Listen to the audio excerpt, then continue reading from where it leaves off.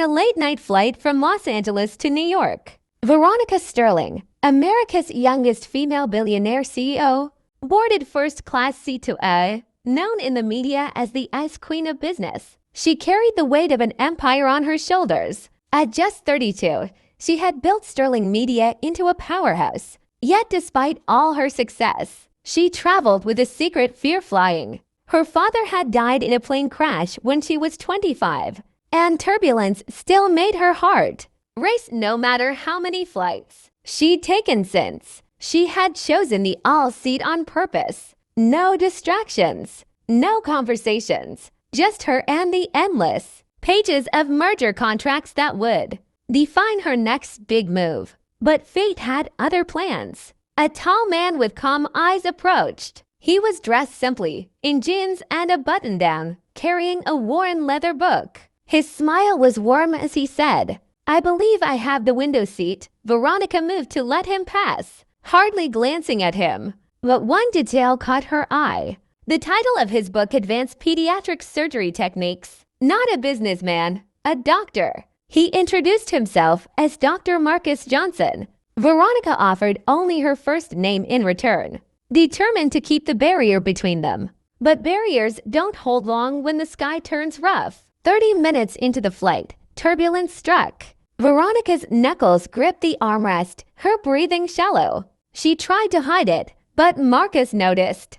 Gently, he leaned toward her. "You okay?" She forced a tight smile, insisting she was fine. Another jolt sent her heart racing. He didn't press her, but his voice softened. "Want a distraction? I'll tell you about my day." And so he did. About a 6-year-old girl with a failing heart. About a surgery no one thought possible. About making promises big enough for a child to believe in a future. His voice was steady, soothing, filled with compassion. Slowly, her fear gave way to something unexpected comfort. Her body, exhausted from endless workdays, finally surrendered.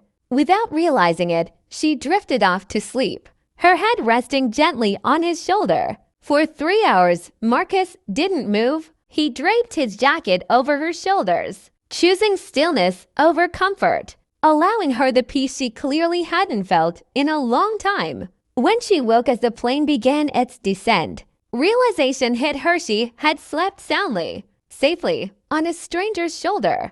Mortified, she apologized, but Marcus only smiled and said, "You look like you needed the rest." That simple kindness marked the beginning of something neither of them expected.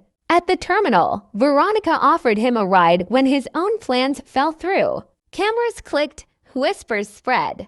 A billionaire white woman and a black surgeon walking side by side, it was enough to spark curiosity, even controversy. But in the quiet backseat of her car, they spoke not of status or headlines, but of life. She confessed how people assumed she was cold, calculating, undeserving of her empire. He admitted to facing prejudice every day as a successful black man in medicine. For the first time in years, Veronica felt seen beyond her title. Before leaving, Marcus asked her a simple question. Not a date, not a demand, just, "Would you like to have coffee sometime?"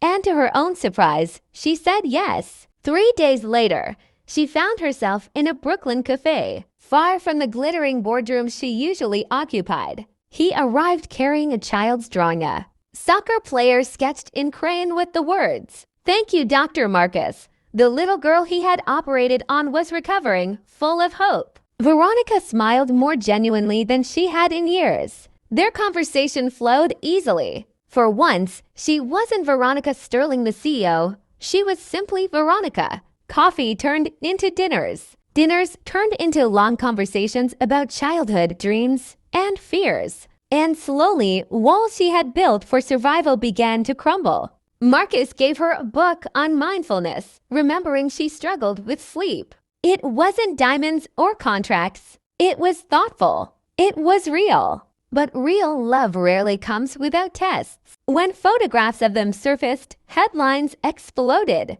Billionaires unlikely. Romance, Ice Queen melts for. Surgeon, whispers of scandal, filled both her boardrooms and his hospital halls. Colleagues questioned their motives. Social media poured out both admiration and hate. The world wanted to define their relationship before they could define it themselves. Yet through it all, Marcus remained steady. People will always have opinions, he told her. But what matters is what we choose. Veronica, for the first time in her life, faced a choice that wasn't about money, power, or success. It was about happiness. Her board warned her the relationship was bad for business. His hospital cautioned him about reputation. But sitting together one evening, their hands intertwined, Veronica said quietly, "What if I'm tired of hiding? What if I choose us?" Marcus looked at her with unwavering strength. "Then I'd say your worth, whatever comes next." And in that moment, she realized something powerful. Real success isn't found in numbers or headlines. It's found in the courage to be vulnerable, in the strength to love despite judgment, and in the quiet moments like falling asleep on a stranger's shoulder that remind us what it means to be human. So I ask you, do you believe love can conquer prejudice? Can compassion break the walls built by fear and judgment? Veronica and Marcus's story says yes. But what do you think? Share your thoughts below. And remember, real love isn't defined by wealth, race, or status. It's defined by the courage to choose it.